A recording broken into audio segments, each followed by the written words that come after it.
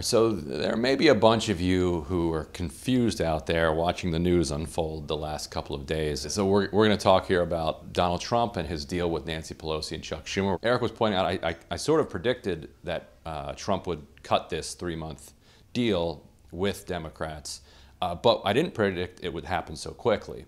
And so people have climbed all over the guy and dragged him for being an idiot and a lousy negotiator because, admittedly, he didn't do what a skilled negotiator is thought to do, which is, take an opening position and move it more in his advantage. In fact, Chuck Schumer and Nancy Pelosi offered him a thing, which Paul Ryan had called ridiculous just earlier that day, and Donald Trump's response was, "I'll take it."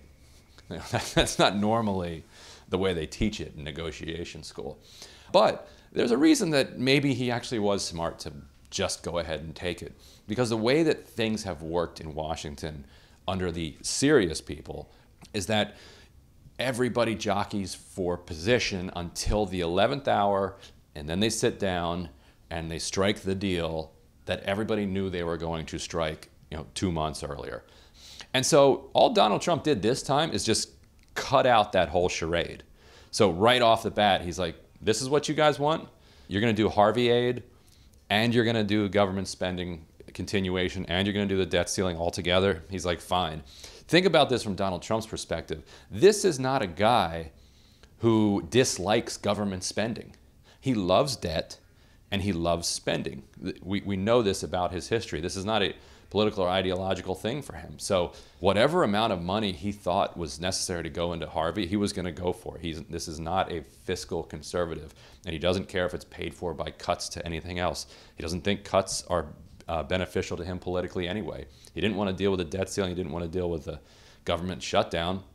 So hey, he gets to do all of them at once. And in his mind, and this is where he screws up a little bit. In his mind, he's like, oh, well, now that all that's done, now I can move to tax cuts and tax reform. And you see that on his Twitter feed. He's out there saying, well, now we've got these storms. We need tax cuts.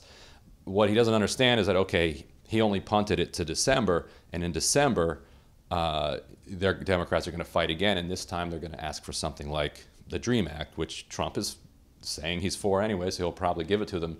But nowhere in there do you see really the time to work out a deal on tax cuts. Although it might be even less a time problem for him than just an ideology problem. The Republican Party does not agree on what they should do with tax reform. It's a kind of issue that would take them a year to hash out if they were serious about it. They're not serious about it. Democrats that were interested in working with them earlier in the year are now seeing that his popularity is fading badly. They might take the House in 2018. So Democrats are like, why are we going to work with you on this tax reform? So the reason he cut it to clear space for tax cuts is probably not going to work out for him.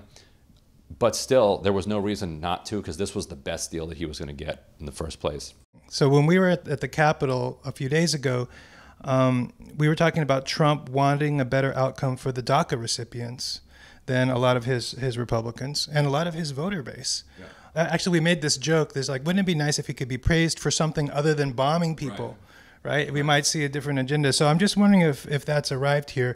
But the other question that I texted you when I heard about all this is that Paul Ryan and Mitch McConnell seem to hate this so much. Why don't they just not bring it up for a vote? So on the first question, he didn't save the world. He sent some money down to Houston for relief from the hurricane, and he made sure that we don't default on U.S. government debt and that the government doesn't shut down. So, he didn't cure cancer here. But for Donald Trump to do something rational and to do it on purpose and to do it without being dragged there kicking and screaming is certainly a change in what we've seen so far. And he was praised to the hilt. The places that he watches, like Morning Joe, which he watches every morning, they were lauding him. The New York Times, Peter Baker in the New York Times looks like he's almost writing just for Donald Trump, praising him. But he very much cares, whatever he says, what the New York Times thinks and what the talking heads on Morning Joe thinks. It matters. So does he want more of that? Donald Trump is an opportunist. He's not a Republican. He's not a Democrat. He is a narcissist who wants people to say nice things about him. And if he thinks that the way to get nice things said about him is to pass a giant comprehensive immigration bill that goes even further than the DREAM Act, then he will do it. He seems to get off on being able to do things that Obama couldn't do. If you notice, he said, "No, we're going to get the DREAM Act done. Obama could never get it done." Like that is a powerful motivator for Donald Trump to show up Barack Obama. So Obama should kind of say, "Hey, you know what else I couldn't get done? Climate change legislation. I completely failed at that. I am such a loser. I wonder if there's anybody talented enough that could get this through this divided Congress." What was the other question? Why doesn't Paul Ryan? Oh, so okay, so they cut this deal, and people, Eric, among them are like, "Wait a minute, Donald Trump isn't Senate Majority Leader or House Speaker. Paul Ryan called this ridiculous. Mitch McConnell thinks it's a shitburger or whatever John Boehner would call it. Why? So why would they actually put it on the floor? It's up to them, not up to Trump, if they put it on the floor." And this goes to who kind of holds the cards in the Republican Party. McConnell and Paul Ryan know that they don't. That their popularity level is at the bottom of the shoe. The real issue, though, the real reason they didn't do it is that they can't. They would have to go to the floor with something else because there was a forcing mechanism. If they don't do something, they default on the debt and the government shuts down. So run it through this. So McConnell and Ryan come up with whatever they want to do. They take it to the Freedom Caucus. Freedom Caucus says, there's no way we're signing on to this debt ceiling increase without you cutting Social Security and without you cutting Medicare, without you making these other structural changes to spending. So let's say Paul Ryan said, okay, we'll make those changes. Now you have 75 Republicans who are in districts where they won by 5 to 10 points who say, no, we're not cutting Social Security and Medicare when we're already looking like we're going to lose re-election. So now he doesn't have the votes to pass the thing that he needs to pass. Now he has to go back to Nancy Pelosi and Chuck Schumer and cut the same deal that they rejected from Trump just a month ago. And who knows what Trump does at that point. I mean, first of all, he's going to be dragging them like crazy on Twitter and mocking them and humiliating them, and they're going to look like complete idiots and losers. Second, you don't even know if he's going to sign the thing. He might demand something else. Democrats might demand even more because now they're so weakened.